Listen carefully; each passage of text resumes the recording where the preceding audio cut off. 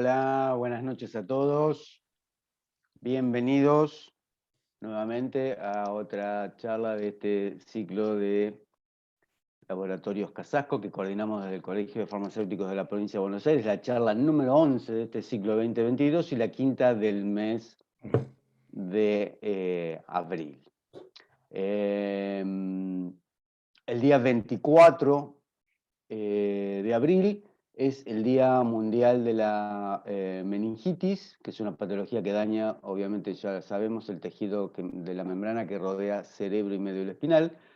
Es infecciosa y, bueno, obviamente se produce una inflamación severa en las meninges y siempre lo que se recomienda es, para su prevención, es la vacunación. Imprescindible la vacunación en los niños. El día 22 de abril, hoy es el día de la tierra o de la madre tierra. Lo comento porque los farmacéuticos trabajamos mucho en lo que es la prevención del medio ambiente también, con los medicamentos, así que bueno, este día para nosotros también es un día para recordar. El día 25 de abril es el Día Mundial del Paludismo. El objetivo de recordar este día es poner en evidencia la necesidad de seguir invirtiendo continuamente en la prevención y el control de esta enfermedad. Esto se decidió en Estados Unidos en el año 2007 y en función de que el paludismo, o comúnmente también llamada malaria, se produce por parásitos y mata al año entre 700 y 2.700.000 personas, de las cuales más del 75% son niños en zonas endémicas de África. Cifras espeluznantes de la OMS. Actualmente existe una vacuna que no existe, una vacuna con eficacia para detener esta enfermedad. El 25 de abril es el Día Internacional del ADN, obviamente en reconocimiento a este descubrimiento que se realizó del descubrimiento de la estructura en doble hélice del ADN, y que fue uno de los descubrimientos más significativos del siglo XX.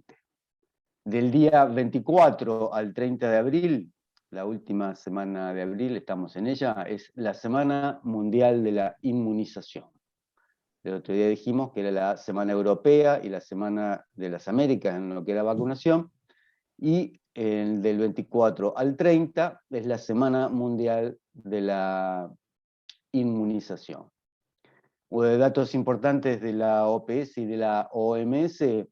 Está relacionado con enfermedades de transmisión alimentaria, un tema también sumamente importante y donde también los farmacéuticos tenemos una especial atención, tanto en ciudades chicas, grandes y más habitualmente en poblaciones más chicas. La Organización Mundial de la Salud estima que en las Américas 77 millones de personas padecen de enfermedades de transmisión alimentaria cada año, y más de 9.000 mueren tras comer alimentos contaminados. Y de ese total, 31 millones son niños menores de 5 años. Estas enfermedades, tienen varias clasificaciones, pero en general, digamos, un tema bastante interesante para la sanidad social y donde nosotros, los farmacéuticos, tenemos bastante injerencia. La frase de la semana: el éxito en la vida no se mide por lo que logras, sino por los obstáculos que superas. Como dijimos, la charla número 11, hoy tenemos la presencia del doctor Gabriel González, que ya lo hemos tenido en el ciclo anterior.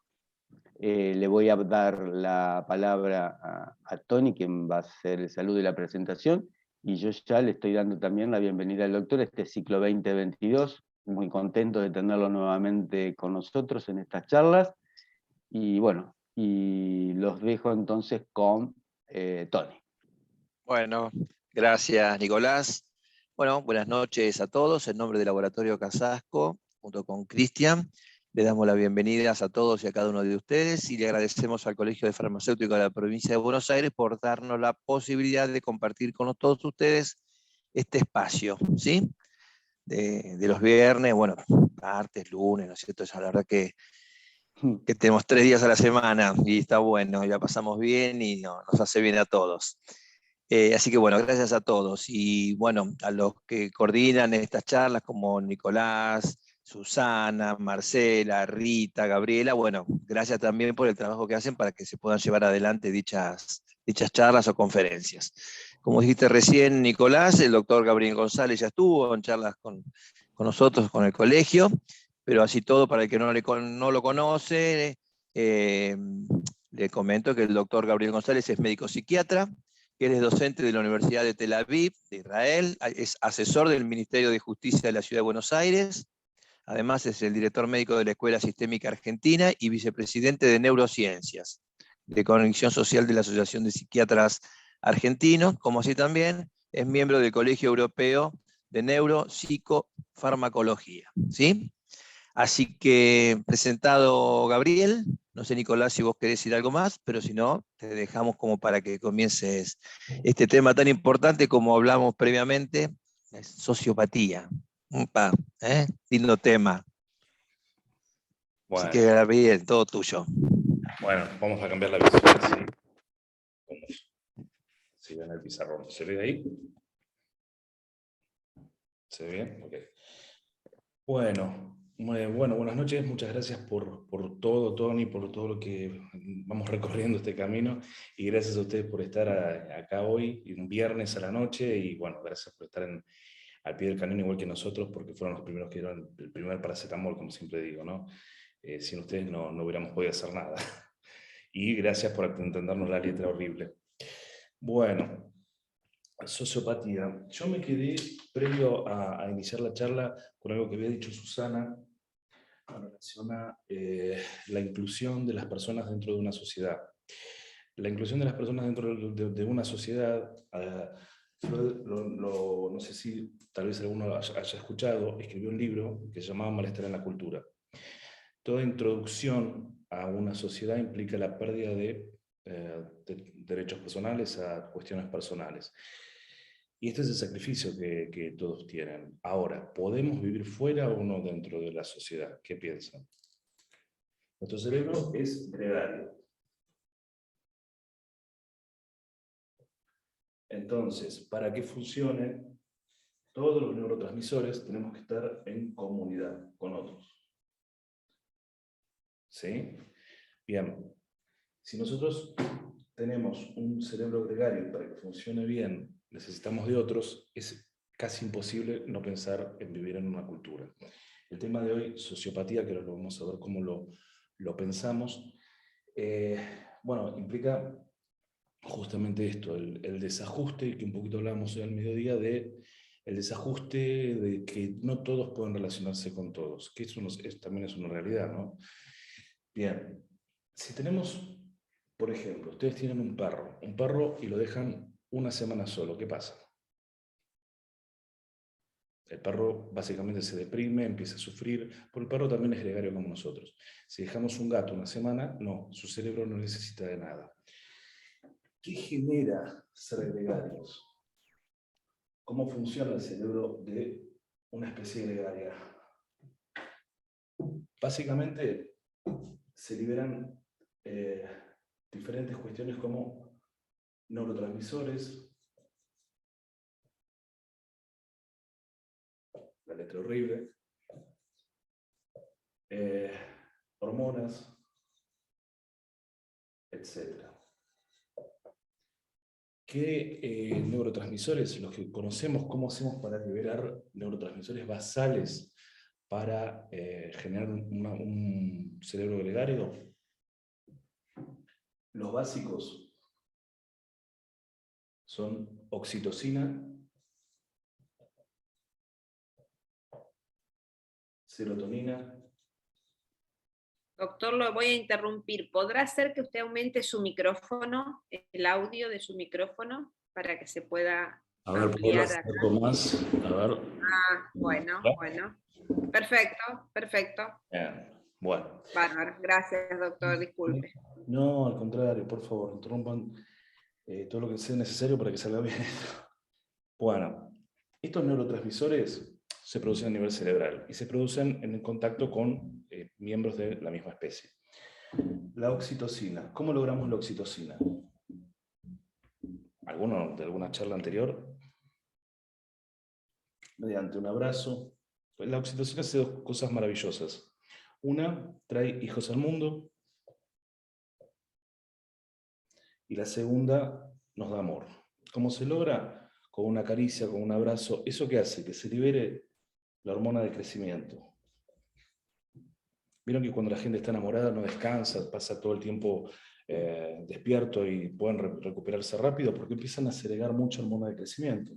Y esto es segregado directamente por la oxitocina. La serotonina actúa en un área que se llama tegmental ventral, que es un área chiquitita del cerebro, que básicamente le dice al cerebro, está todo bien, no nos vamos a morir, tranquilo, no es hipótesis del fin del mundo. Un sociópata tiene el área del tegmental ventral bien estimulada por serotonina. No. Todo es hipótesis del fin del mundo. Bien. Entonces, como teníamos el tema de sociopatía que está muy pegado a la psicopatía. La diferencia básicamente entre la sociopatía y la psicopatía, a ver, para que ustedes tengan más claro, entran dentro de la definición de Freud estructural dentro de la perversión. Ahora, ¿es perverso? ¿Qué es la persona? ¿Cómo se define? Recuerden que Freud era neurólogo, pero no tenía mucho para analizar, pobre. Estaba muy limitado. La sociopatía y la psicopatía comparten un montón de características en común, básicamente o prácticamente todas. Lo que las diferencia es la inestabilidad y la disrupción de los actos. Es decir, el sociópata es más lábil y tiene una disrupción de actos muy fuerte. Por ejemplo, matar gente, y todas estas cuestiones más violentas que ustedes van a ver. El psicópata perfectamente puede ser un político. Es una persona que manipula y genera movilización de ciertas cuestiones para que tal vez hasta los otros cometan delitos y no él. Y la culpa es del otro. Per se, el mecanismo de defensa de ambos es la denegación. ¿Qué es la denegación? Yo no fui, fue él. Yo no tengo nada que ver. Negar el acto, negar la realidad. Bien. Ahora, esto se hace, se nace, es genético, nace de un repollo. ¿Cómo lo piensan? ¿Están? Generalmente, o en casi la totalidad, entran dentro del clúster de trastornos de personalidad. ¿Qué es un trastorno de personalidad? Es una neuromaduración incompleta. ¿Qué es la neuromaduración? Nosotros cuando nacemos tenemos las neuronas, pero no las tenemos todas arregladitas, todas armaditas con las vías y todas perfectitas. No, las neuronas van a ir migrando y van a ir construyendo las vías necesarias. Hay situaciones, puntualmente por estrés, trauma, violencia, historias de abuso, lo que fuere, que detiene el neurodesarrollo y queda en una instancia. Para cada trastorno de personalidad, digo individuo, no clúster como clasificación, para cada individuo se detiene en algún lugar. ¿Qué es lo que más la detiene? Es el cortisol. ¿El cortisol qué es? Es una hormona que nosotros liberamos para despertarnos en la mañana, tener nuestra actividad física normal o lo que fuere, y después decrece más o menos a las 5 o 6 de la tarde. ¿Qué sucede en este caso? El cortisol violentamente detiene el proceso de anabolismo. Si detiene el proceso de anabolismo, nos va a cortar toda posibilidad de migración, generar nuevas neuronas, nuevas vías y un montón de cuestiones. Estas personas, este universo, ¿no?, de sociópatas y psicópatas, que están dentro del clúster de trastornos de personalidad, que tuvieron un neurodesarrollo detenido, ¿se pueden modificar? ¿Alguno que dice? ¿Con medicación? No. Son estructuras que van a quedar fijadas en el tiempo, estructuras inmaduras, como dijimos antes, como el área tegmental ventral no va a estar estimulada, cualquier situación puede ser hipótesis de fin del mundo, y los trastornos de personalidad son aquellos trastornos que van a ser bien floridos, bien escandalosos. Los pacientes que se hacen 300 cortecitos, que se intentan suicidar y nunca se suicidan, son muy propensos a tratar de mitigar a través de sustancias el dolor psíquico que ellos padecen, porque no tienen capacidad de procesar la información como otras personas que no lo han tenido. Por eso entran dentro de un clúster fijo, no entran dentro de un clúster que se pueda modificar. ¿Se les da medicación? Sí, se les da medicación. ¿Hay un plan de medicación estipulado, un protocolo? No. Porque, como les decía antes, cada persona va deteniendo su neurodesarrollo en el momento que se produce el trauma. Esto se produce desde la infancia hasta finales de la adolescencia. La neuromaduración. La neuromaduración, ¿cuándo termina para ustedes? ¿Alguno? El narcisismo, bien, ahí acá hay alguien que habla bien. Perfecto. Las personas tienen características netamente narcisísticas, egocéntricas, falta de empatía por el otro. Al tener falta de empatía, no hay respeto por el otro. La vida del otro no vale, vale su solo pensamiento. El neurodesarrollo comienza desde que una persona nace, en realidad comienza antes, ¿no? Pero no importa. Desde una persona nace, tiene un avance importante hacia los 18 años. Esperen que no se ve esto. 18 años. De los 0 a los 18 años. Este es un avance muy importante. Y acá tiene algunas disrupciones con la cuestión de la liberación hormonal. Y termina a los 40 años. ¿Vieron cuando dice, no, ya tiene 40 años, ya se sentó? No, llegó a lo que podía del cerebro y ahí se quedó. Esto genera ciertas cuestiones de disrupción, por eso es importante ir viendo todo esto. ¿Hay diferencia entre los sexos? ¿Qué dicen? Creo que sí. Hay un componente hormonal seguro, claro. Bien, sí, hay una notoria diferencia. La mujer tiene estrógenos. Los estrógenos son altamente protectores. Al tener estrógeno, las enfermedades psiquiátricas y neurológicas se van retrasando más. Entonces, lo normal, por ejemplo, para un varón es que si padece, por ejemplo, esquizofrenia, se brote cerca de los 17, 18 años. Una mujer puede llegar por la protección estrogénica a los 30 años. Tienen menos capacidad de padecer enfermedades cerebrovasculares, cardiovasculares, la cuestión metabólica ordenada. Por eso es que vive más, no es porque sí, porque es un invento. Bien. Y a su vez, el cerebro se desarrolla absolutamente distinto. No es lo mismo el cerebro de una mujer, de una hembra, que de un macho. El cerebro de una mujer es infinitamente más complejo que el cerebro de un hombre. Porque, ¿cómo lo vemos? Lo vemos en un montón de circunstancias. Por ejemplo, en esto mismo, ustedes van a ver que la bipolaridad, no, la bipolaridad es una enfermedad genética, hereditaria y transmisible genéticamente. Que a su vez puede ser sociópata, sí, pero es otra, lo tendríamos que pensar desde otro lugar. El cerebro femenino, primero vamos a hacer una distinción importante. no existe el sexo masculino.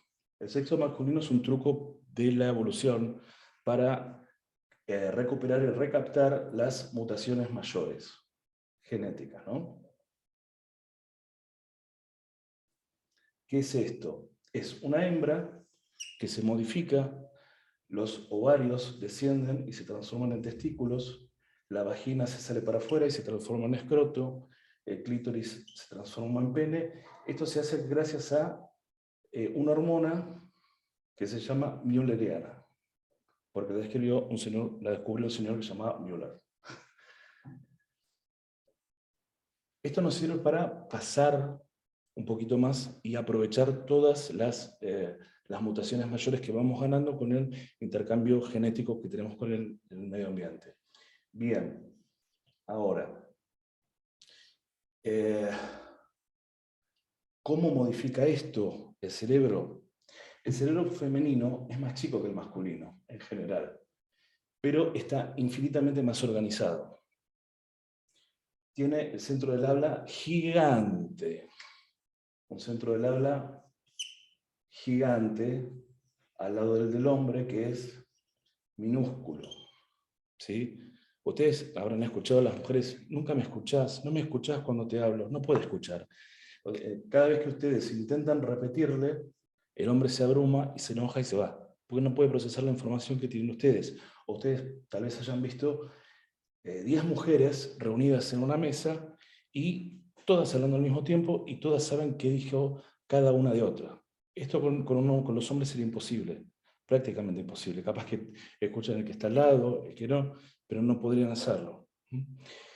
Y esto a su vez, esta capacidad del centro del habla tan grande, le da capacidad de resiliencia. ¿Qué sería la resiliencia? Resiliencia a los hechos traumáticos. En general, las mujeres van a padecer menos los eventos traumáticos. En el hombre son más complicados de procesar porque uno los puede procesar tal cual. ¿Sí? Recordemos que el cerebro va a generar alteraciones en la sensopercepción muy importantes. Por ejemplo, la hembra tiene visión en estéreo. El hombre no. Tiene visión tubular. ¿Cómo lo vemos esto? ¿A alguno se le ocurre algún ejemplo? ¿Dónde está el dulce de leche? Y viene la mujer. Nunca lo encuentran en la heladera. Acá está el dulce de leche, ¿no lo ves que está acá? Los calzoncillos no encuentran, doctor. Sí, exacto. Bien, eso es visión tubular. La hembra tiene visión en estéreo, tiene audición en estéreo.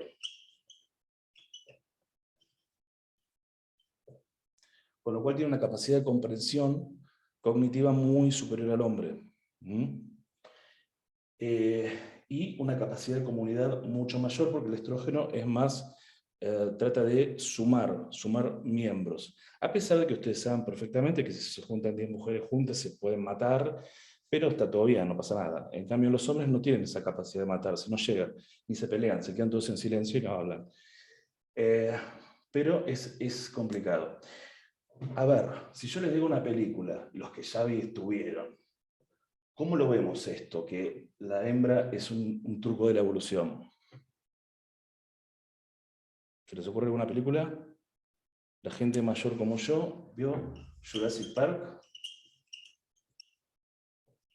¿Alguno lo recuerda? Sí. ¿Saben cómo terminó? Habían hecho todas hembras, primero con la errónea suposición de que iban a ser más dóciles. Y segundo, porque no iban a poder procrearse. La película termina con hembras con huevitos que se habían roto. ¿Qué es eso? Partenogénesis. Es la realidad de todas las especies. Todas las especies se inician reproduciéndose por partenogénesis. ¿Sí?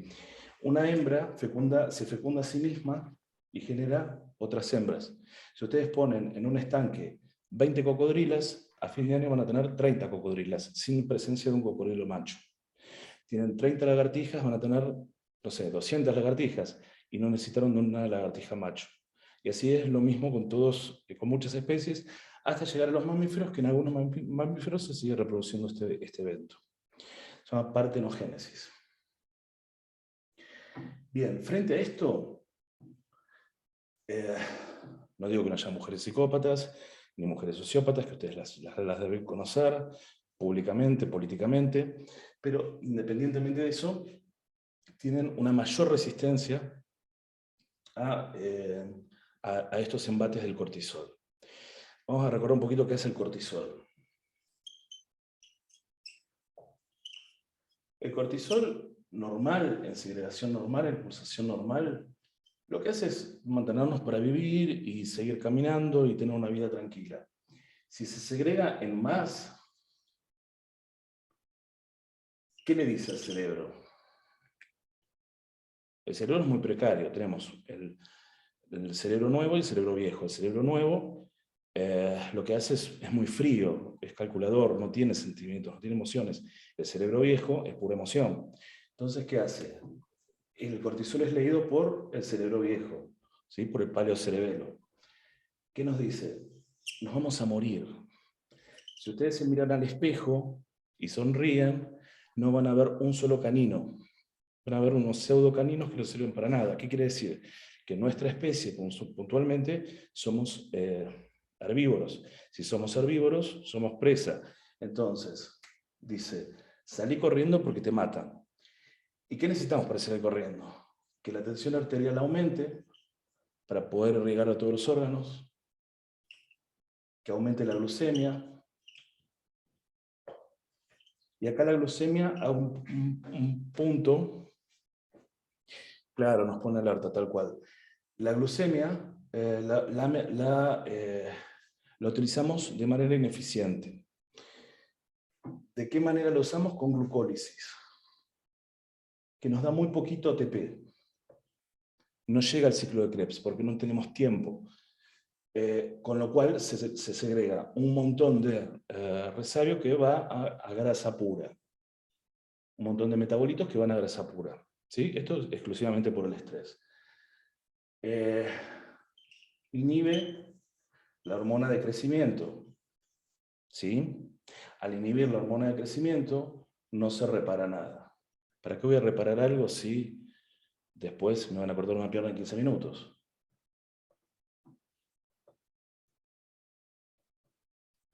¿Qué hace la hormona de crecimiento? La hormona de crecimiento, a ver, primero, nosotros tenemos, a diferencia de los animales, ustedes, por ejemplo, operan un perrito, un gatito de alguna cuestión y a la tarde lo tienen moviendo la colita y caminando por la casa. ¿Eso lo podemos hacer nosotros? No, porque no tenemos la cantidad de pulsación de hormona de crecimiento. Y cada vez vamos pulsando menos. Y se pulsa en un horario puntual de aproximadamente 11 de la noche a 1:30 de la mañana. No más que eso. Si salteamos esto, la perdimos ese día. Bien, ustedes vieron, por ejemplo, la gente que está deprimida. Bueno, el cortisol obviamente genera que se inhiba la hormona de crecimiento. Entonces, ¿qué va a pasar? No va a haber reparación de nada. Entonces, por ejemplo, los fibroblastos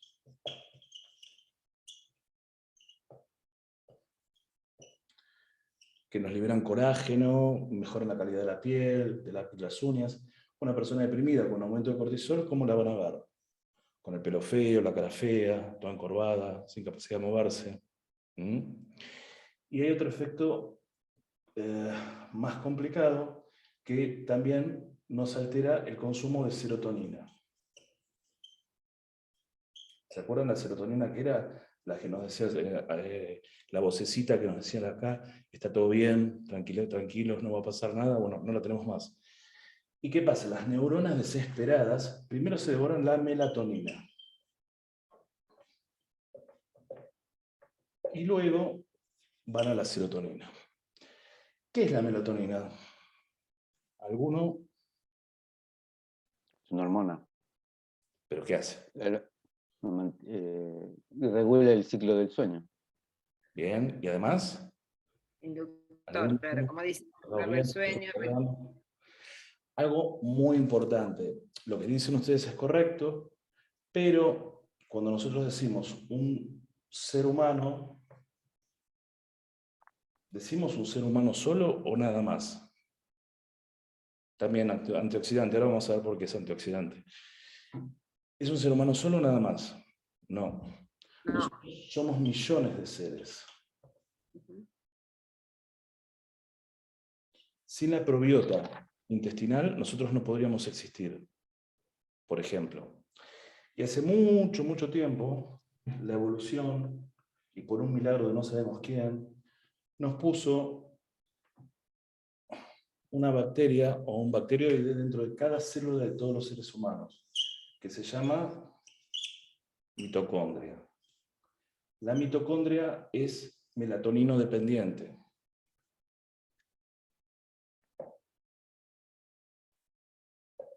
Si nosotros tenemos bajos niveles de melatonina, lo que nos va a generar es precisamente esto, que la persona esté todo el tiempo cansada, agotada y muy complicada. Y el efecto de antioxidante es muy correcto porque dentro de la mitocondria se nos genera el ciclo de Krebs. ¿Se acuerdan del ciclo de Krebs?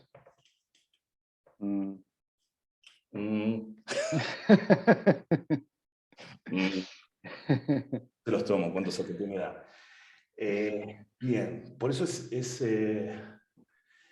es bastante complejo, o sea, es una catarata de cosas que van surgiendo con todo este proceso de, por ejemplo, el cortisol. ¿Se acuerdan, previo pandemia, cómo llamábamos a todo esto? A hipertensión arterial, aumento de la masa corporal, aumento de la glucemia. ¿Cómo lo llamábamos? Síndrome metabólico.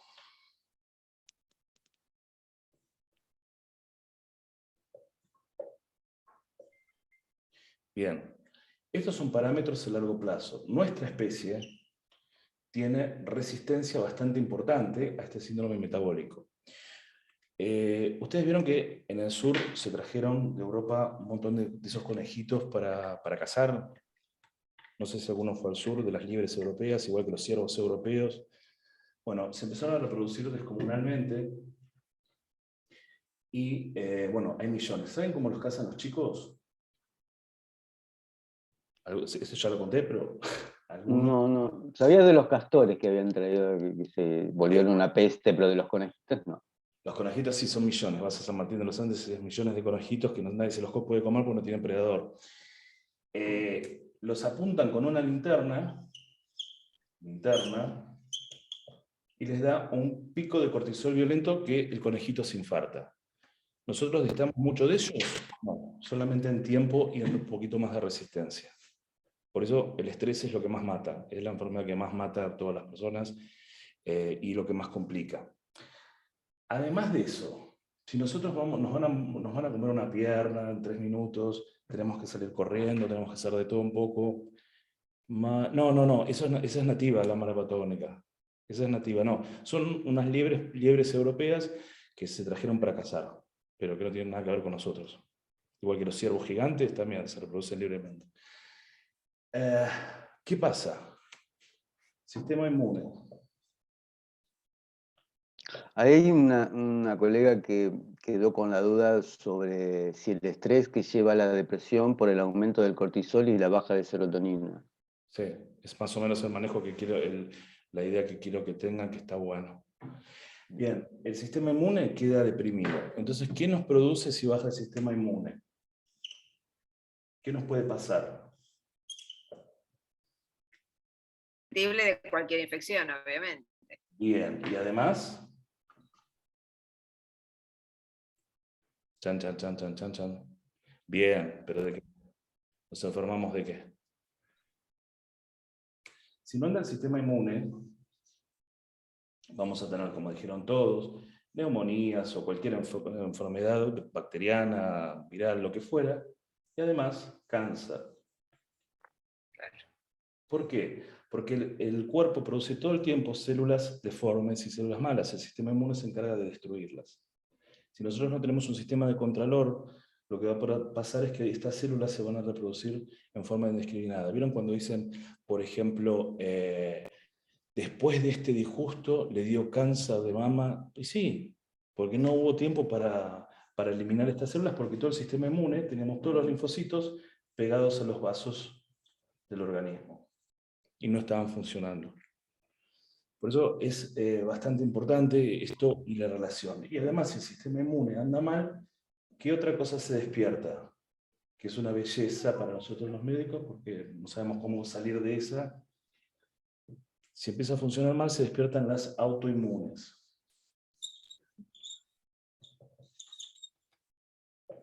Ejemplo de enfermedad de autoinmune típica. Acá lo dijeron, muy bien, bien, bien, ahí lo dijeron, bien, bien. Lupus.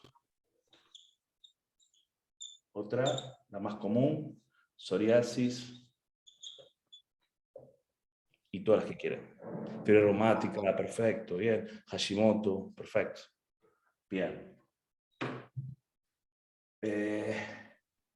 Esto lo hace nada más que el disgusto. El cerebro no puede discriminar si mi jefe, que es un jodido, me lo dijo a propósito para que yo me vaya a... No, el cerebro lee peligro. Y cuando lee peligro en serio. Y recurre a todo esto. No es que puede discriminar la sutileza entre un reto de un jefe, un enojo con su pareja, no hay posibilidad. Es todo masivo. Por eso es tan peligroso esto. Bien, ya que estamos hablando del estrés, hay, como hablamos al mediodía, hay distintos tipos de estrés. Uno que es un estrés continuo, que es el de todos los días, que a la larga va a generar distimia, depresión mayor y todo lo que ustedes quieran. Otro es el estrés puntual. ¿Qué es el estrés puntual? Los cardiólogos nos odian cuando decimos esto, pero por ejemplo cuando nosotros lo llamamos hipertensión sistólica maligna. ¿Qué sería eso? Por ejemplo, se divorcia un hijo y viene una nuera jodida y le dice, María, ¿vio que se separó su hijo? ¿Cómo lo tomó? Y todo el mundo dice, no le cuentes a mamá porque le va a subir la presión. Todos en la guardia, con mamá con 200 de TA, tratando de bajarle la presión a mamá. ¿Sí? Y después está el estrés altamente disruptivo, que es el que muchas veces nos genera directamente de un único episodio un trastorno por estrés postraumático. El trastorno por estrés postraumático no es reversible. La persona queda defectuada per se de por vida y se altera todo el eje hormonal con el cortisol y todo lo que habíamos hablado, queda fijo, queda alterado genéticamente y no hay forma de modificarlo, del mismo modo que pasaba cuando era en la adolescencia y en la niñez. Cuando hablábamos de, por ejemplo, de sociopatía o psicopatía. Sociopatía es más general, ¿sí? Son casos más de película para dar una definición. Pero estamos todos dentro del mismo clúster, ¿no? De trastornos de personalidad antisocial, disocial. Son todos trastornos de personalidad que van a haber dentro, como dijo acá el colega, que había trastornos, por ejemplo, narcisista de la personalidad. Hay un montón de cuestiones que son muy, muy similares. Pero el sociópata es algo más marginal, más límite, más limítrofe. Recién hablaban acá de la baja tolerancia y la frustración que estamos teniendo, que genera obviamente un enojo permanente con ustedes, porque, por ejemplo, decía la colega hace un ratito, le piden el número, le sacan el número, le dicen que van a atender por PAMI, que no atienden por PAMI, todo puede ser una hipótesis de fin del mundo y que genera un desastre en la farmacia. Uno cuando va a la farmacia ve y dice, pobre gente, no sé cómo hace para aguantar esto, porque se pelean, gritan, bueno, una serie de situaciones bastante complicadas. Bien, eso es baja tolerancia a la frustración. Todo trastorno de personalidad va a tener baja tolerancia a la frustración. Todo. Trastorno de personalidad. Ahora, esta baja de tolerancia a la frustración también puede estar inducida por el mecanismo anterior que vimos por estrés, ¿sí? Que genera que todo es hipótesis del fin del mundo. Entonces no tenemos serotonina, no tenemos melatonina, no tenemos hormona de crecimiento para repararnos, no tenemos un montón de cuestiones. Entonces cualquier cosa puede ser que se genere una bomba de tiempo. Y estamos pasando por una situación bastante similar a eso. en donde la economía no funciona, esto no funciona, el otro no funciona, y es una bomba de tiempo, ¿sí? Y son dos mecanismos, como ven, totalmente diferentes. Uno con un cambio del trastorno de personalidad, con un cambio génico, una alteración en el neurodesarrollo definitiva y es imposible de ser modificada. Esto sí se puede modificar. Esto sí se puede dar un antidepresivo, se puede dar cualquier tipo de medicación para mejorar esto. Bien. Y a partir de esto se puede empezar a trabajar. El efecto que ustedes ven y por el cual tal vez ustedes me llamaron es más por esto. Sí, sí. No, Por eso nosotros decíamos, a ver, desde la mirada que tenemos al mostrador diariamente, ahora que aprendimos, la baja tolerancia a la frustración, decíamos, a ver, nosotros también somos personas y vulnerables igual que el que está del otro lado, ¿sí? Eso no lo perciba la persona que viene, tiene toda su justa razón, como yo de mi lado. El hecho es, ¿cuál es la mínima o la posible estrategia para que no seamos desencadenantes del trastorno, de la disminución de esta frustración? Algunas no las podemos evitar. Si no le entra el medicamento por la obra social, yo no puedo hacer otra cosa. Claro, o el medicamento no se fabrica o está en falta. Digo, hay cosas que son imposibles de modificar, por lo menos por ahora. Pero hay cosas que creo que sí. Entonces, a lo mejor, ¿qué herramientas podríamos, dentro de la formación que nosotros tenemos, dentro del ámbito de nuestra competencia, hasta dónde podemos aportar a tratarnos, no ser nosotros un desencadenante? A eso me refiero. lo importante es no sumarse a la pelea, porque lo que quiere la persona, muchas veces obviamente está la baja tolerancia a la frustración, pero detrás de eso viene la descarga de bronca, de ira, que no puede descargar en cualquier lugar. Y se agarra tal vez con ustedes, con el profesor de gimnasia, con el mozo del restaurante, se la agarra con cualquiera. Entonces nunca es ponerse en espejo, es decir, correrse del lugar de espejo. Y si quiere pelear, que pelee, pero no conmigo, yo acá no peleo, y no ponerse nunca en espejo y no seguir una pelea, no seguir una discusión nunca. Eso es lo más importante, porque ustedes se corren de ese lugar de depósito de agresión, ira, maltrato. Correrse y no ponerse nunca en espejo. Porque cuando ustedes se ponen en espejo, si el otro le dijo A, vos le vas a decir B, si le dijo B, el otro le va a decir ABC, el otro le va a decir ABCDE, y se generan situaciones en el imaginario tremendas que ninguno de los dos las quisieran vivir. Traten de buscar medidas disuasivas, paralelas. A ver, déjame chequearlo. Vení mañana y te lo contesto. Ya el otro día o al rato, la persona en general baja. Pero muchas veces tratamos de dar respuesta inmediata. Yo los veo a ustedes que tratan de dar respuesta inmediata todo el tiempo. Y es difícil. Muchas veces no se puede. Muchas veces ustedes tipean y se quedó sin obra social, se quedó sin prepaga el paciente. ¿Y qué hacen? A ver, ¿cómo se hace en una situación donde una persona se busca pelea? Siempre hay que hablar bajito, tranquilo, frío y sin afectividad. Es un mecanismo de defensa que van a tener que usar. Y, de ser posible, en vez de mirarlo a los ojos, mirarlo a las orejas. Eso lo va a descolocar. Una vez que ustedes corren la mirada, pueden hacer una pequeña intervención. Por ejemplo, ¿qué sucede acá? Nosotros tenemos cerebro, lóbulo frontal, bla, bla, bla, bla, bla, bla. Lóbulo frontal, lóbulo temporal. Si nosotros alteramos este paso, ¿sí? Vamos a lograr que el paciente se distraiga. ¿Cómo lo hacemos, por ejemplo? ¿Vieron que vienen? No, porque yo vengo, porque veo marcianos y mi mamá me quiere matar. ¿Qué comiste hoy al mediodía? Uno lo pasa a memoria de trabajo, al lóbulo frontal, hace un chiste o lo cambia desde ese lugar, y ahí el paciente se distrae y se corre de la alteración de la conexión que está fallando. Entonces ustedes lo llevan al lóbulo frontal. Son pequeños truquitos que hay que ir practicándolos, pero sí, obviamente ustedes van a ser receptores de una agresividad importante, cada vez más. O sea, por eso es importante que se protejan y traten de ustedes también cuidarse, porque si no es muy complicado. ¿Qué dice? convierte en un caldo de cultivo al final, si no. Para ustedes, porque es perjudicial, porque ustedes están haciendo un trabajo honorable y la verdad es que los vengan a agredir por descargarse no es justo. Ujú.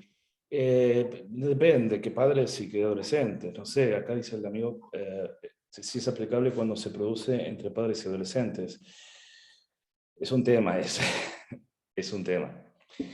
¿Qué es más difícil, un adolescente hombre o un adolescente mujer? Después de lo que vimos. Mujer, sin duda. Muy bien. En un hospital psiquiátrico es mejor tener un hombre brotado que una mujer brotada. Porque el hombre le entra fácil y lo puedes convencer fácil. A la mujer no la convences de nada y te rompe una pared. Por eso son distintas formas de manejar, ¿no? Pero también ustedes tienen capacidades que van a tener que ir desarrollando a la medida que vayan surgiendo estos escollos de la vida para ir viendo cómo manejarse, ¿no? Frente a esto ustedes no pueden hacer nada, porque obviamente la persona ya viene detonada de la calle, no es que ustedes la están detonando, no es que se detonó porque ustedes no pudieron hacer el trabajo correctamente, sino que ya viene detonada por de la calle. Una persona con esos niveles de agresividad y con los que yo veo que se está manejando la calle es muy complicado. Con lo cual ustedes van a tener que tratar de hacer lo que se pueda, pero nunca en espejo, jamás, jamás, jamás, jamás. El espejo es lo más complicado que se puede generar, porque ahí se despliega todo un imaginario. Me quiso decir tal cosa, mira lo que me dijo. No, entender que es un paciente que les está comprando medicación y nada más.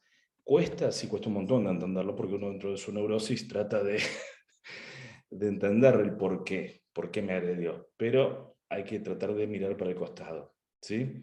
Es muy verdad, es muy verdad, parece Mirta Legrand, la frase. Los escuchamos que se descargan un poco y a veces al otro día piden exactamente, eso es lo que sucede frecuentemente, porque la persona no viene a agredirlos a ustedes, viene a descargar la ira que tiene desde otro lugar, ¿sí?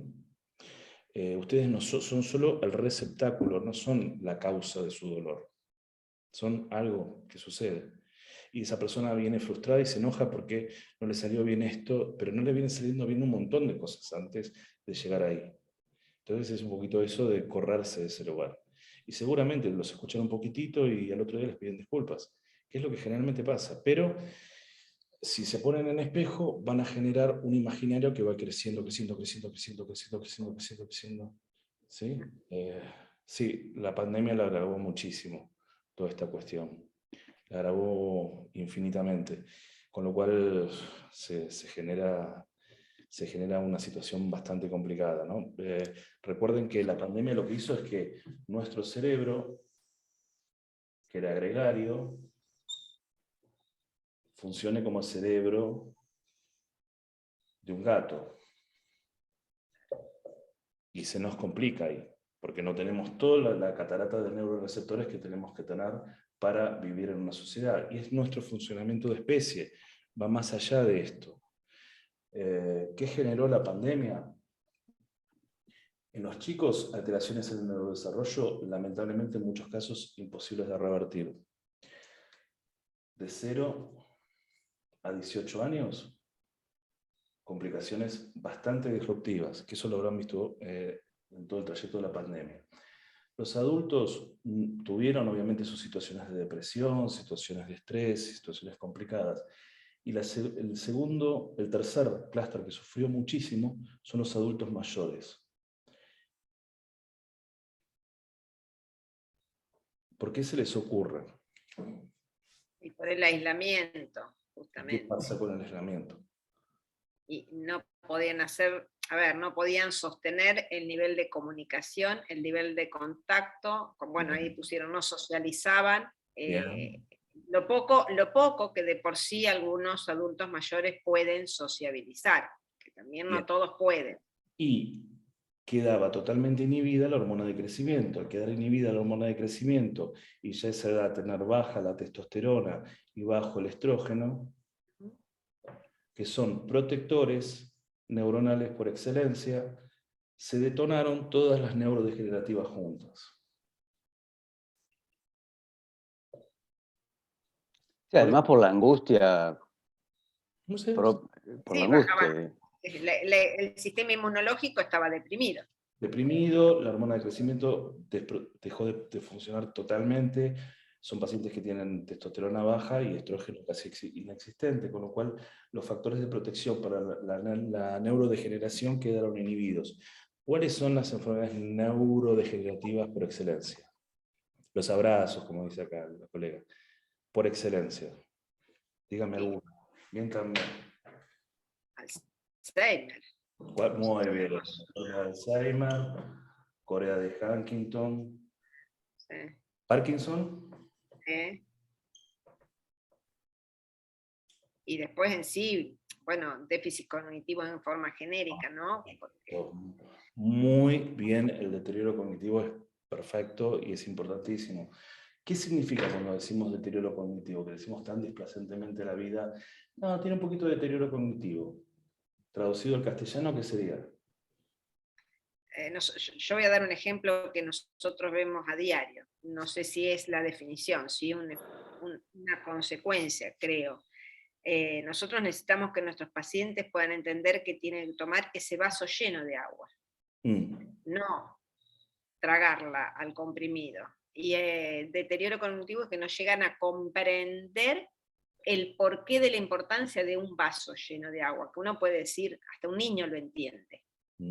Pero es más fácil que eso. Cuando hablamos de deterioro, esperen que vamos a ver algo, un marcador distinto. Deterioro cognitivo es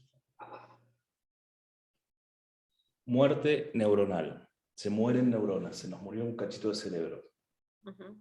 Es así de simple y así de concreto, sin vueltas.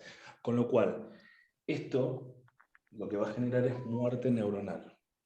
Todos los factores de neuroprotección se nos vieron inhibidos. Claro. ¿Cuáles son, a ver, alguna medicación que inhiba la muerte neuronal? Que ustedes venden todos los días. ¿Qué problema? A pasto lo venden, ¿eh? No, hemantina no. Ayuda, los antioxidantes ayuda. No, más fácil. Antidepresivos. Sí. Bueno, ¿sabe lo que pasa? Que los farmacéuticos tampoco somos muy amigos de los antidepresivos. ¿Por qué? Y bueno, yo voy a dar mi posición, después quiero que los demás hablen también, porque voy a dar mi posición. Todas las benzodiazepinas, pero hago una corrección que es importante para Nancy. Todas las benzodiazepinas generan deterioro cognitivo y están prohibidas para los mayores de 60 años. Y todas van a generar alteración en la memoria de trabajo. ¿Sí? Hago esa corrección. Son moléculas nobles, buenas, recontrautilizadas, pero son peligrosas. Perdón, te interrumpí, Susana. No, está bien. Nosotros vemos que las personas, el adulto mayor, no solo el adulto mayor, pero voy a hablar del grupo etario puntualmente, el adulto mayor que consume muchos antidepresivos, yo creo que muchas veces está medicado y no necesariamente esté necesariamente indicado.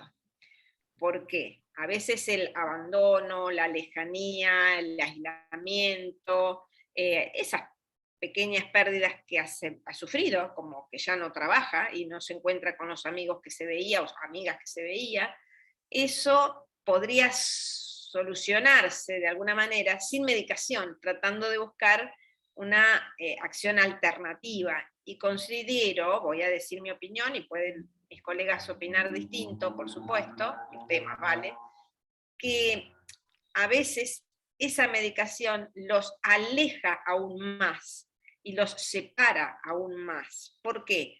Porque no pasa a ser real, sino que pasa a ser dependiente de una pastillita. Lo vemos nosotros que sea sábado a la tarde, si se quedó sin, no va a mover cielo y tierra, pero la va a conseguir porque tiene temor a sufrir el proceso de depresión. Entonces, tienen algunas consecuencias negativas porque se hacen dependientes de una pastillita en vez de un amigo, de un teléfono o de un juego, no importa lo que fuere, que podría claro, Andrea dice eso. Que podría a lo mejor evitar, porque los efectos adversos también que tienen los antidepresivos los vemos nosotros pues, como consecuencia de la cascada de medicación que le tienen que dar para paliar los efectos adversos. Entonces, No, pasan... pero que vamos a los que por ahí ustedes ven para paliar son los antipsicóticos, ¿sí? O los estabilizadores del ánimo, que sí generan un montón de efectos adversos. En general los antidepresivos, sobre todo los de nueva generación, no tienen prácticamente ninguno. Pero coincido con lo que decís vos, es tal cual, pero la realidad es que no todas las personas cuentan con recursos, ni económicos, ni sociales, ni familiares, ni de red, o no se han hecho amigos en la vida, y no han podido salvar esa situación. Entonces, frente a eso, tal cual como dice acá, es un parche, sí, es un parche, definitivamente, no lo vamos a aclarar, pero ¿cómo hacemos con un paciente que está solo en la vida y no tiene nada?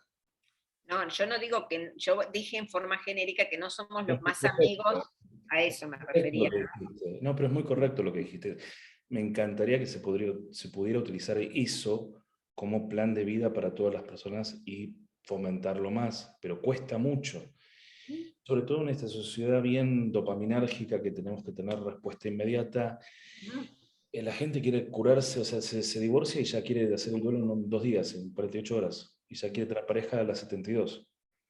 Es como... Es una realidad que tenemos de la inmediatez.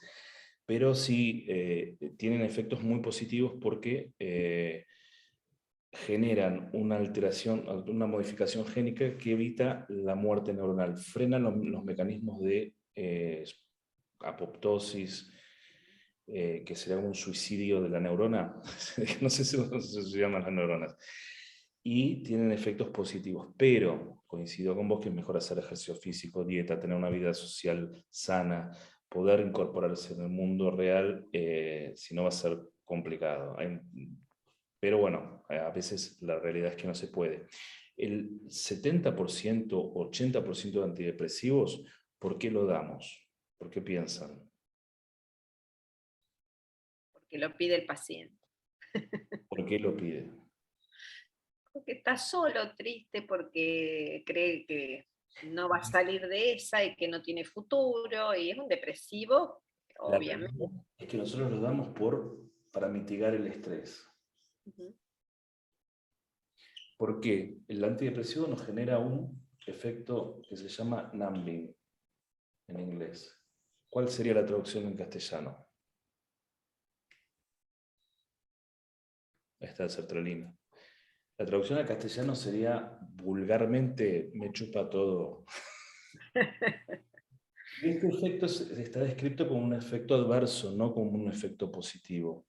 Pero hay muchas situaciones en que es mejor tal vez este efecto que un efecto más complicado, sobre todo aquellos pacientes como la mamá que vimos anteriormente, que la nuera le contó que su hijo se separó. ¿Para qué? Para que este estrés no me detone en un pico hipertensivo. Entonces yo tengo, con esto, con el antidepresivo, yo puedo modular la tensión arterial de la paciente y que su cerebro no sea dañado lo mismo que sus riñones. Entonces, si la nuera viene y le cuenta, yo la voy a tener en un estado más tranquilo. Es toda una cuestión complicada porque acá se involucra, como muy bien decís vos, que me parece brillante esta intervención de la cuestión social, la inclusión de la persona, cómo va a estar su red, con quién habla, con quién no habla. Hay gente que no puede hablar, que le cuesta muchísimo hablar. Hay cosas que no se animan a decir, no se animan a decir ni amigas ni amigos, se quedan encerrados en sí mismos, es complicado. Por eso esto sirve de algún modo como parche, como dijo la colega hace un ratito. Sí, nadie niega y de hecho lo vemos a diario, o sea que no podemos ir en contra de una realidad que ocurre, ¿no? No. Pero a veces uno en el mostrador intenta alguna expresión un poco más solidaria o sanitaria, pero social. En algunos casos, por supuesto que puede tener éxito y en otros más vale que no, obvio. Y si es Lextor, que es el que vende Tony, mejor. Que lo prende. No. El mejor de todo el mundo. Pero el escitalopram es una molécula muy noble, muy noble. La verdad es que es muy noble. Pero la vida que llevamos también no es natural. A ver, ustedes están, miren la hora que es, 10:08 y están todavía capacitándose. Y ninguno de ustedes es novato, son gente que viene toda una trayectoria de formación. La vida que llevamos no es natural. A esta hora ustedes tendrán que estar con su familia, con su grupo, o con un amigo, o con una amiga. Estaremos generando la hormona del crecimiento. Exactamente, siendo felices, pintando un cuadro, y no tal vez una vida de tanta presión. ¿Sí? Queremos poder todo lo que queremos hacer, no podemos hacer todo, no lo vamos a lograr. A mí me quedó dando vueltas el inicio de su exposición respecto a antes de los 18 años. Sí, ya sé que no son las 11, sí. Me quedé pensando en eso de antes de los 18 años. A ver, todos los que estamos acá tuvimos hijos, tenemos hijos, o tienen nietos, o vemos niños, ¿no? Y digo, ¿cómo deberíamos trabajar de fuerte en que ese nivel de cortisol les permita o no les permita que su nivel de conexiones neuronales estén incrementadas y que no tenga un corte tan abrupto? No podemos evitar las situaciones totales. Cuando ocurrió, obvio. La realidad es que tenemos tenemos un modo de vida que está totalmente alterado. Cuando decía de la respuesta dopaminérgica, la pienso cada vez más y en los chicos jóvenes. Todos los millennials, que se llaman ahora millennials, trillennials, lo que sea, en promedio tienen 10 puntos de CI por debajo nuestro, de nuestra generación, de la tuya, de la mía. Con lo cual, esto nos habla de que no es chiste esto. Las maquinitas no son chiste. Tienen 10 puntos por abajo. O sea, y cuando ustedes hablan con maestras o docentes, van a decir, pero no entienden nada estos chicos, están por abajo del promedio, no tienen la capacidad cognitiva nuestra, la han perdido. ¿Cómo se facilita? Por el aumento de dopamina, de la respuesta, esta famosa que decíamos dopaminérgica, que es la necesidad de satisfacción inmediata. ¿Cómo lo sentimos? Para darles un ejemplo. Por ejemplo, no sé si a vos te gustan los zapatos o ir a la peluquería. Soy mujer, doctor. Soy mujer. ¿Cómo le va a preguntar eso a una mujer? A todas las mujeres le gustan los zapatos y las carteras. ¿Las carteras? Bueno. Cartera, todo. Y el café le gusta. Suponete que te vas a comprar una cartera hermosa que ya la tenés vista el sábado a la tarde y ya la tenés vista y sabés que es esa y que te está esperando en la vidriera. ¿Vos cómo te pones? Unas horas antes. Y me preparo para irme a comprar. No, me preparo para irme a comprar la cartera y si puedo invito a alguien para que me acompañe. Ansiosa, pone todo. Pero no sentís como un cierto placer de que sabés que te vas a comprar la cartera. Por supuesto. Y si, a ver, yo voy a decir, y alguien puede decir, para eso trabajo, para gastarme la plata en lo que me gusta. Pero está perfecto, a mí me parece fantástico. Es terapéutico. Es terapéutico. Pueden comprarse todas las carteras que quieran. Colecciono. Bien.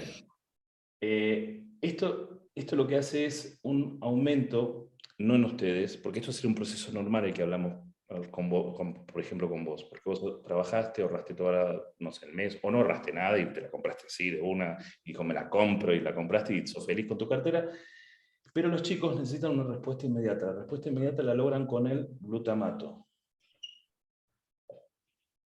¿Qué es el glutamato? ¿Alguno? Chan. Es un producto del ciclo de Krebs. ¿Y de dónde sale el glutamato? De los hidratos de carbono. ¿Y qué necesita el glutamato para entrar a la neurona?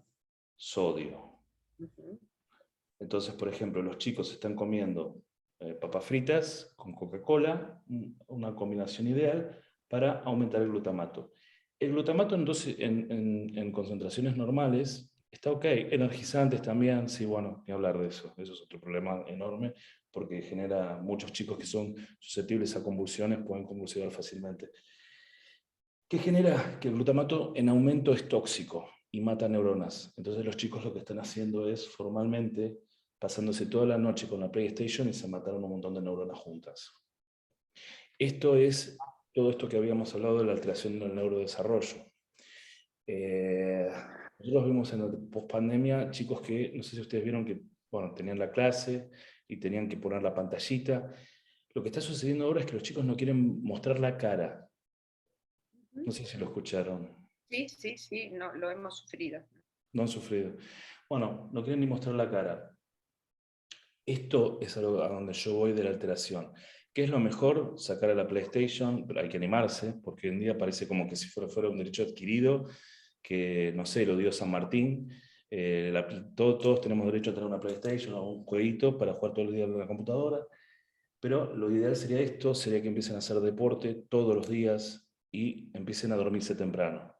Para eso se requiere un cambio importante y una cuestión que está generando complicación, porque hoy por hoy los padres tienen chicos y piensan que es una maceta, que es un gato, no, el chico son 24 horas de lunes a lunes y hay que cambiarle pañales y lloran y no van a dormir los 6 primeros meses y tienen que tapar todos los enchufes, no se cría solo. Y vienen al consultorio y me dicen, no, quiero darle alguna medicación porque me corre por toda la casa como está haciendo acá. Y tiene 3 años, ¿qué querés? No lo entiendan. Tiene 3 años. Entonces implica una cuestión de, por un lado, autoridad que no la están teniendo. Y segundo, que llegan cansados ambos padres y es más fácil ponerle la PlayStation, la tablet o lo que sea, o el celular para que se queden ahí un rato tranquilos. Eso que hace, aumenta todo el sistema de recompensa alterado e hiperestimulado, con lo cual van a necesitar una respuesta inmediata de todo. Por eso están todo el tiempo con el jueguito, le sacan el jueguito y se descompensa. Se desenchufa. Sí, se ve. Se enojan, son capaces de pegarles a la madre, al padre, romper sillas.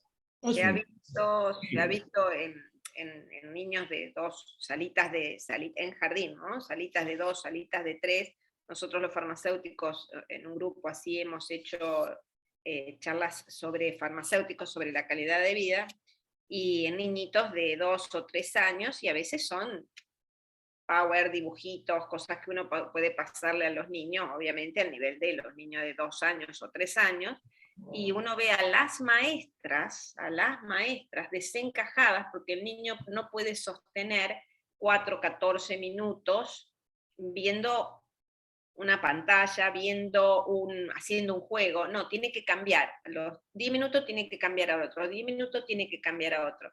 Y a mí me sorprendió ver a las maestras con la baja tolerancia a sostener que es un niño de 2 o 3 años, obviamente. Entonces eso se traslada, que las maestras le dicen a los padres, tu nene es un inquieto, tu nene no se comporta, no sabe estar en grupo, no respeta a los chicos, y a lo mejor se ha vivenciado eso, y por eso caen a ustedes después los padres, porque si en el jardín le dicen eso del niño, una cosa es la casa, otra cosa es en grupo, ¿no? Sí, y lo mismo me pasa que vienen con el diagnóstico, sí, porque me dijo la maestra, la psicopedagoga, que mi hijo es autista. ¿Y cómo saben? Yo me empiezo a poner nervioso cuando llegan con esos diagnósticos a tarde. ¿Cómo saben que es autista? ¿Dónde Bueno, saben? algunos son diagnósticos de internet también. Sí, pero se atreven a dar diagnósticos complicados. Volviendo al tema de la hiperestimulación, si nosotros tenemos la dopamina, que la necesitamos siempre a tope, que es la dopamina, vamos a tener una alteración en la atención y la concentración. ¿Por qué? Porque es dopamino dependiente. Entonces, aquellos pacientes que vayan alterando el neurodesarrollo con la respuesta rápida van a ser más susceptibles a padecer trastorno por déficit de atención y concentración. Y después van y le piden la Ritalina, el metilfenidato y todos ustedes para que traten de arreglar este desastre que ellos mismos generaron. No es que el nene era así. Uh-huh. Y muchos padres piden el metilfenidato para que se queden más tranquilitos. Sí. Esto lo han visto que es un horror. Yo trato de no Hay un estudio publicado, doctor, que el incremento de la dispensa de nosotros por parte del mercado farmacéutico en general se incrementa en tiempos escolares y disminuye abismalmente en épocas de verano. Bueno, sí, tal cual. En verano no le dan porque no, ya está, o los fines de semana. Sí, nosotros, bueno, como el mercado por el consumo se ve en el tiempo, ¿no? Sí. Hay una pregunta que tenía que ver, que preguntaron, dice Andrea, dice, ¿afecta igual a personas más grandes? Porque hay gente de 30 o 40 que hace lo mismo. Exactamente, sí, definitivamente sí, pero son gente que ya viene de retraso de una historia similar a la que hemos visto acá, menos agudizada, pero a esa edad se alienan en ese micromundo. ¿Mm? Lo que sí estoy viendo son niveles de deterioro cognitivo muy elevados que no se veían antes en el consultorio. Chicos de 40, 35 años que formalmente quedan defectuados. Yo no hace mucho tiempo tuve que institucionalizar a un paciente de 45 años, pues no podía vivir solo. O sea, un deterioro cognitivo abrumador, cosa que no se veía antes. La verdad es sorprendente, ¿no? Igual hay muchas drogas de diseño, muchas cuestiones que han generado un nivel de deterioro muy elevado, pero no veía este tipo de pacientes. Pero eso será producto de ese consumo excesivo, ejemplo, no sé, la PlayStation, la Coca-Cola, los chisitos. Y ahí hay agregados de marihuana, que muy bien al mediodía, cuando hablaron del deterioro cognitivo, genera deterioro cognitivo importante, no es natural. La brea es natural, por ejemplo, pueden comer brea y les va a hacer mal. O sea, Sí, acá dicen el éxtasis. bueno, sí, el éxtasis por excelencia, porque el éxtasis lo que genera es, me revienta las vías serotoninérgicas, las aniquila, y además detona los factores de envejecimiento neuronal.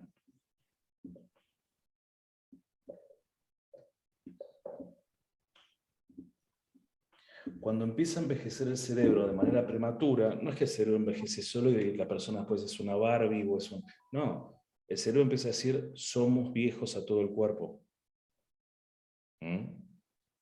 Con lo cual la persona envejece radicalmente 10 o 15 años más de lo que debería tener por edad cronológica.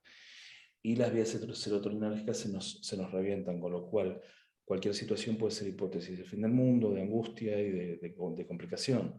Y son pacientes candidatos a antidepresivos por mucho, muy fácilmente. Se asocian a Casasco. Con el Lextor. El Lextor es mejor. Sí, el Lextor es mejor. Pero el éxtasis, por ejemplo, es uno de ellos. Pero ahora hay de todo. Las cosas que he visto son de todo.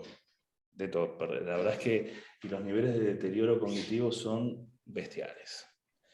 Nunca he visto esto. La verdad es novedoso. Hasta a mí me sorprende. Chicos tan jóvenes con capacidades cognitivas. También los otros días llegó un chico de unos 30 y pico de años y empezó a hablar y yo digo, pero este chico no puede salir ni a ver, no sé, no puede dar el vuelto en un kiosquito, nada. Tremendo. No saben pagar. Sí. No saben pagar, no saben, ¿Cuál?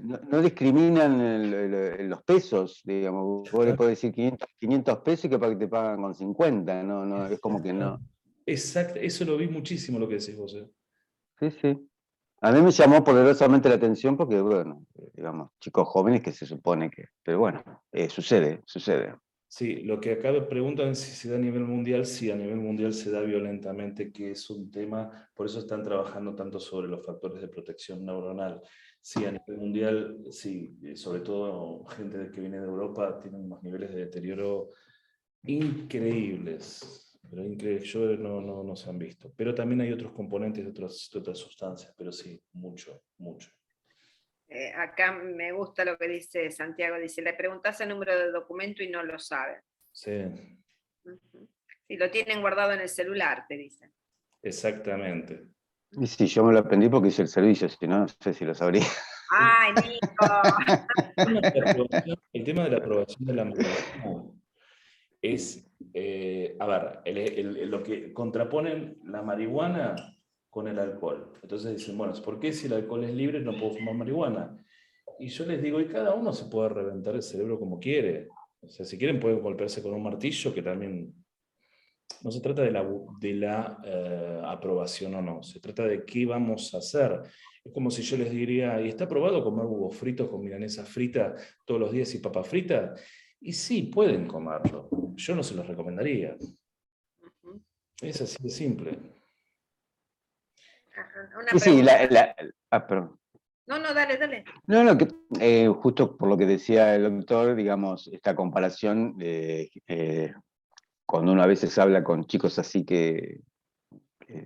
o les comentan sobre el uso de la marihuana, lo que dice el doctor, ¿no? Ellos dicen, bueno, vos no fumás cigarrillos, yo fumo marihuana. Digamos, le hacen esa comparación tan trivial, que no tiene fundamento, obvio, porque es un poco lo que usted dice también, hay que analizar otras cosas diferentes, pero hoy es su muletilla, digamos. Ahora, doctor, esto, como para que terminemos el fin de esta semana y empecemos el fin de semana un poquito con... A ver, esto a nivel mundial. Yo supongo que hay países en que esto tiene un nivel bajo de incidencia, o no, o es en todos los países un índice muy similar, porque también es muy social, es muy cultural, hoy está todo globalizado, pero Tenemos hay algo...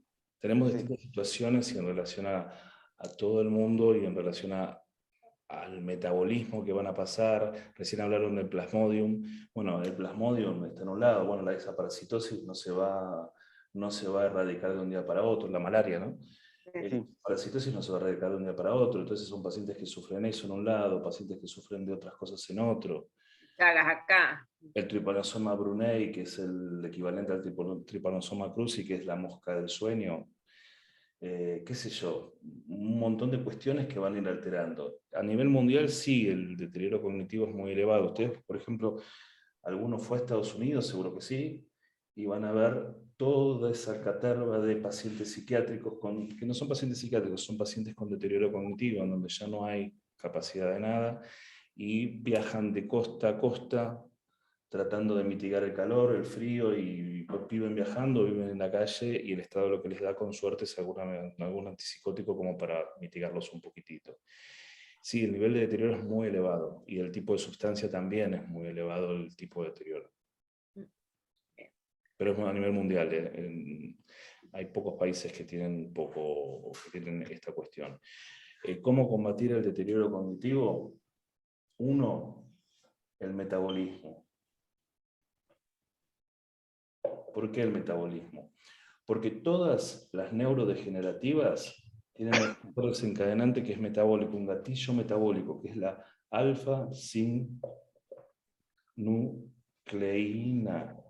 A partir de la detonación de la alfa-sinucleína se me detona enfermedad de Alzheimer, enfermedad de Parkinson, Corea de Huntington. No es que son enfermedades estas que yo las voy a padecer porque me gatilla una cuestión metabólica, ¿no? Son enfermedades genéticas, hereditarias, que si yo porto esa genética la voy a expresar o no. Claro. Necesito el gatillo para expresarla. Quizás la tengo, pero puedo no expresarla. Correcto. Y ejercicio físico, ¿por qué? ¿Por qué se les ocurre? Lo que hablamos anteriormente. Y adrenalina, serotonina, No, el sociabilización. ejercicio físico nos limpia todo el síndrome metabólico, para resumir todo lo que hablamos del cortisol. Nos baja los niveles de glucemia en sangre, nos aumenta la hormona de crecimiento porque el músculo libera mitoquinas. No sé si alguna vez escucharon está bien lo de las endorfinas, pero las mitoquinas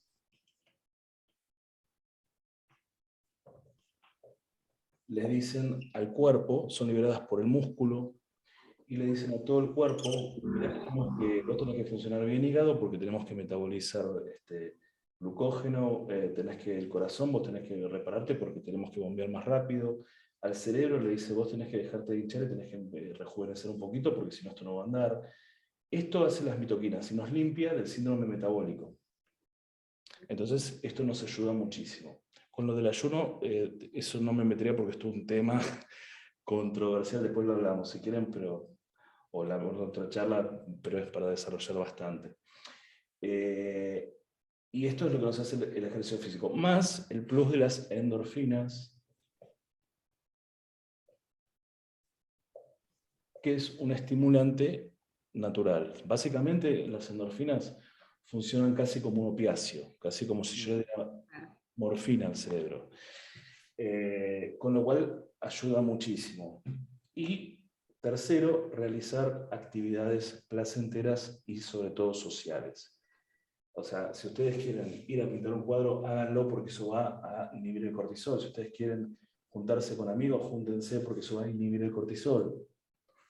Si van a juntarse con amigos a drogarse, no. Pero si van a juntarse con amigos, sí, para intercambiar y liberar un montón de hormonas y bueno, básicamente eso. Y ahí hay abrazo, y hay saludo, exacto. y hay un montón de cuestiones que justamente permiten esa descarga, ¿no? Obviamente. Sí, afectos, recuerdos, todo eso.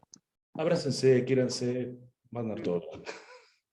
Hay una pregunta que me parece interesante, doctor, que pregunta si la sociología y la psicopatía se detectan en una anamnesis o solamente por brotes, o podemos identificar nosotros comportamientos, o si en el futuro esa persona podría desarrollar un proceso de sociopatía o psicopatía, ¿no? A ver, Trastorno de la conducta, en definitiva. La psicopatía. La personalidad. La psicopatía. La única forma que el psicópata obtiene placer es a través del padecimiento de un otro. Uh-huh.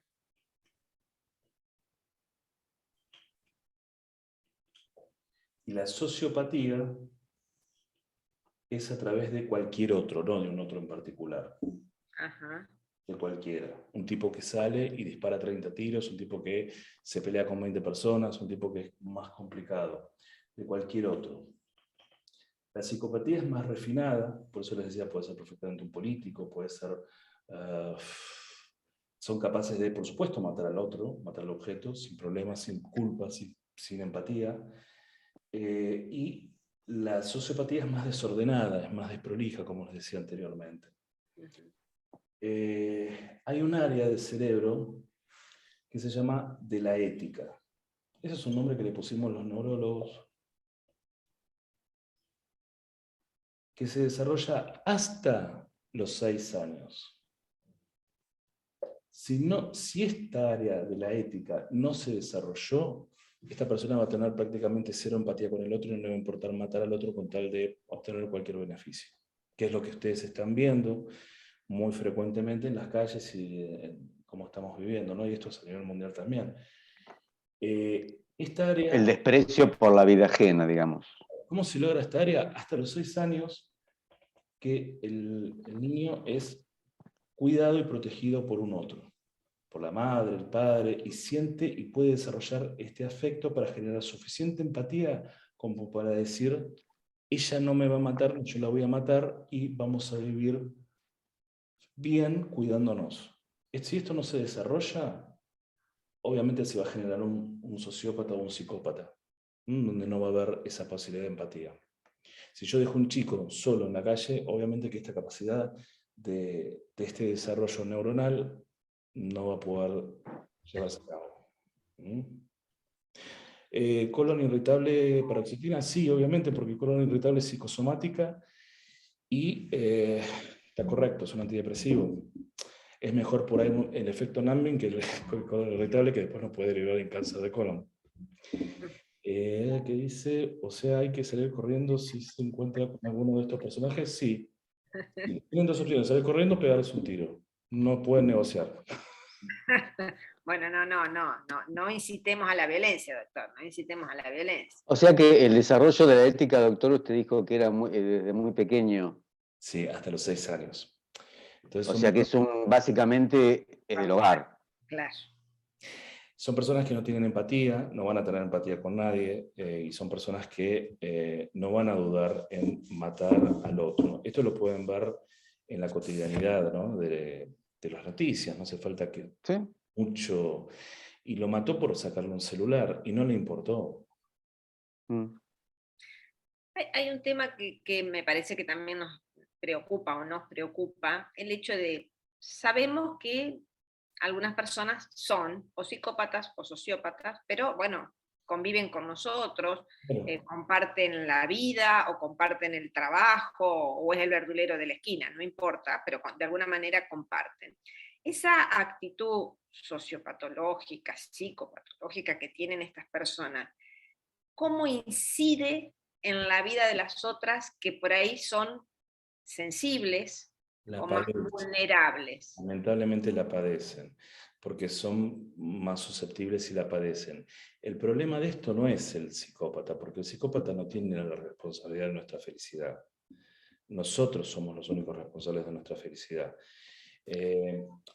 Hace muchos años, cuando yo empecé a trabajar, vino una paciente que me dice, yo le pregunto por qué venía, y me dice, y yo vengo porque hace 14 años que mi marido me pega. Entonces yo le digo, pero hace 14 años que usted sigue eligiendo el mismo hombre todos los días. Se levantó y se fue, porque lo que estaba esperando es ese match de víctima a victimario. Y nunca se olviden que detrás de toda víctima hay un victimario escondido. Es decir, la retaliación de la víctima es matar al torturador.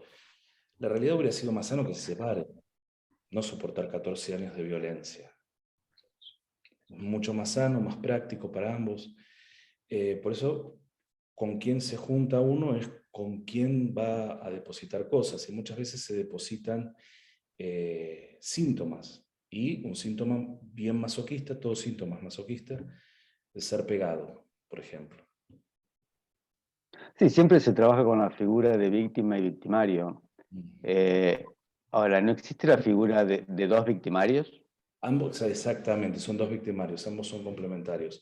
Esto me refiero a casos crónicos, ¿no? No me refiero a una situación violenta actual en donde, por ejemplo, una persona sufre de violencia y bueno, esto después se da cuenta que esto no va y lo corrige y se aleja de esa otra persona.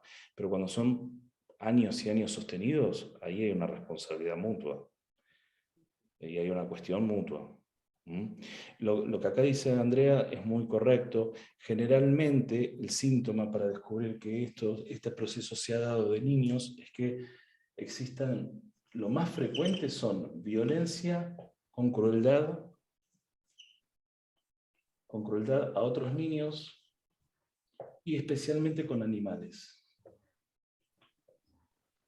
Yo recibí hace 4 años un nenito que debía tener unos 8 o 9 años, era hijo de una odontóloga, y dice, lo trae desesperada, bueno, yo no sabía qué quería. Yo en general no atiendo niños, solamente por cuestiones de derivación, compromiso, pero la verdad es que niños no atiendo. Le digo, ¿qué pasó? No, que una gata tuvo gatitos en el garage del country. Bueno, y yo agarré y los maté con ladrillazos y disfrutaba cuando les reventaba las cabecitas. Bueno. Ah, bueno. Hablando de esto, por eso, por ahí son cosas que los horrorizan un poquito, pero son de las menos horribles que uno tiene que ver en el consultorio. Bueno, Duro. eso no es ni, no se mira, no sé, en algún dibujito habrán visto algo o ya es algo, porque bueno, también hay esa tendencia que en algunos dibujitos animados que se le muestran a los niños, o que los niños ven, mejor dicho, no sé qué si se le muestran, los niños se lo ponen los padres, y a veces no visualizan qué es lo que está pasando, y por ahí copian, porque a un niño de esa edad tan cruento, Sí. mamita. No, pero a lo mejor él no tiene conciencia de lo que está haciendo, digamos. En general tienen conciencia, lo que pasa es que es muy difícil enfrentar esto desde la neurosis. Cuando uno lo piensa en la neurosis, cuesta mucho entender estos actos, porque no es una lógica neurótica, es una lógica desde la psicopatía. Entonces es muy complicado entenderlo para nosotros y como profesionales uno queda horrorizado cuando cuenten este tipo de cosas. Este mismo nene le compran un perro porque no sé qué psicóloga le dijo que necesitaba un perro y le clavó un lápiz en el ojo. Entonces es como complejo el tema, no es simple. No me refiero, y cuando piensen en un psicópata, no piensen en su lógica neurótica, en una lógica en donde no lo va a hacer porque esto se va de las manos, esto es mucho, porque es otra lógica, es como trabajar con otro sujeto, que no tiene nada que ver con la neurosis que uno puede imaginarse. Y eso genera horror a la neurosis. Y especialmente el sociópata y el psicópata quieren generar horror en la neurosis. Claro, desde un lugar, sí, perdón, Sí, perdón. que es difícil desde el lado donde no está ese conocimiento que usted tiene. Es muy difícil no sentirse... Ojo, a pesar de todo, a nosotros nos afecta, no es que no nos afecte. No, Imagínense sí, sí, sí. esto todo el día en el consultorio es pesado, es una carga pesada, ¿no? Es como enfrentarse uno todos los días con el horror. Pero bueno, uno va evaluando, va viendo y bueno, va tratando esto. Ustedes, esto yo se los cuento así, parece un capítulo de American Horror Story, pero en realidad ustedes lo ven en el día a día y por sacarle el celular le pegó un tiro y volvió y le pegó otros 2 tiros y lo filman y lo muestran. Esa persona estamos en la misma situación. Yo he visto en televisión, trato de no mirar porque realmente no es algo que me agrade en lo más mínimo ver esas imágenes tan tortuosas, pero no hace mucho apareció una persona que le robó el celular, le disparó un tiro en la pierna, volvió y la terminó de gatillar. Es algo dentro de la neurosis incomprensible. Si ya había sacado el celular, ya está, andate. No, volvió a matarlo. Cosa Ahí horrible. encontró la satisfacción. Sí, la sensación de sufrimiento del otro. Una consulta que a veces vemos en jóvenes digo 18, 25 años ahí, que están medicados justamente por esta insatisfacción que termina en ira. ¿Sí? Entonces, ahora, ese tipo de tratamiento medicamentoso, obviamente, porque las situaciones de ira lo pueden desbordar y pueden cometer una locura para él o para otro, no importa, tiene con la medicación, con apoyo psicológico, bueno, con entorno familiar, posibilidades de reinserción, de socialización, de disminución de los estándares de ira, llamémosle. Yo creo que sí se puede hacer algo, se puede tratar. Lo que pasa es que son cosas muy difíciles, ¿no? Donde uno ya se junta con una cuestión casi ética. ¿Qué hacer con ese paciente, ¿no? Yo recibí el año pasado, por ejemplo, un padre que había tenido un nene chiquito, ¿no? Tenía un bebé de unos 6 meses y disfrutaba metiéndole el dedo en el ano y compartiendo esas imágenes en chat con otros pederastas. ¿Qué hace uno con eso éticamente? Es como, Yo no voy a decir lo que haría. por eso uno se enfrenta con situaciones muy difíciles, en donde uno tiene que elegir, si sigo con esto, me termino quemando yo. Entonces prefiero derivarlo al mundo y que lo trate otro. Son situaciones muy complicadas. Son cosas que uno trata de ver. ¿Se puede modificar? En algunos casos sí, en muchos sí, cuando no pasan a actos muy, ¿cómo decirlo? Arranques. Claro. Entonces, frente a eso sí puedo tratarlo, pero ya cuando se pasaron ciertas líneas es como que a uno le genera rechazo al paciente, porque no puedo tratar esto, es como que me supera.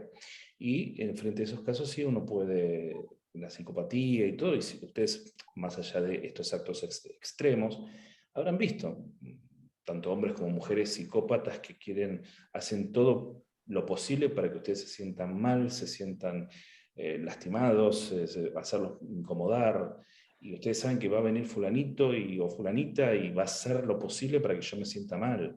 Esto es convivido, ¿no? Lo mejor es esquivarlos y no darles pie a nada y no mostrar afectividad.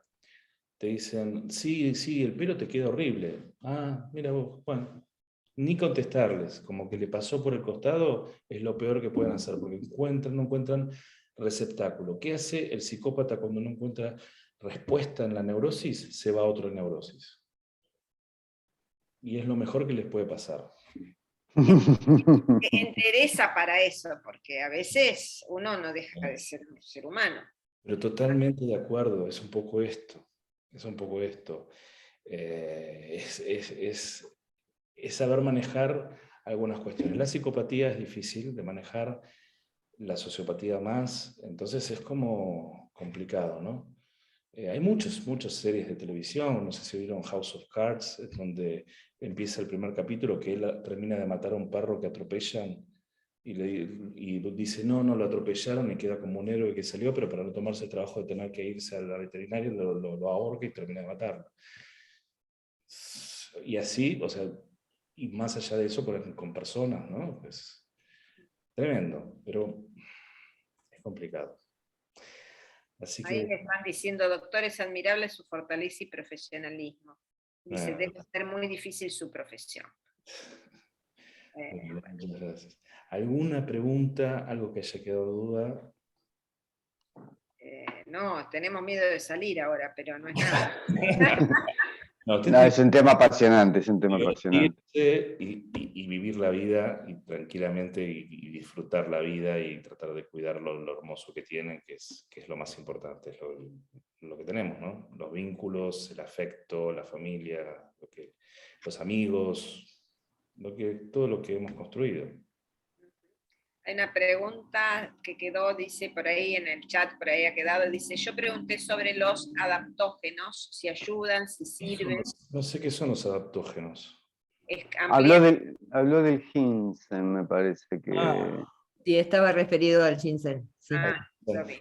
El ginseng da energía nada más, no da mucho más, es como tomarse una cafeína de golpe, pero no gran cosa. Sí, en realidad para estos pacientes se usan estabilizadores del ánimo y antipsicóticos.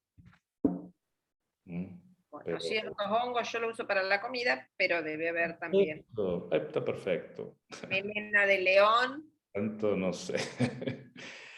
Pero bueno, eso el ginseng para ustedes, para la vida y para poder rendir todo el día hasta esta hora, que deben estar.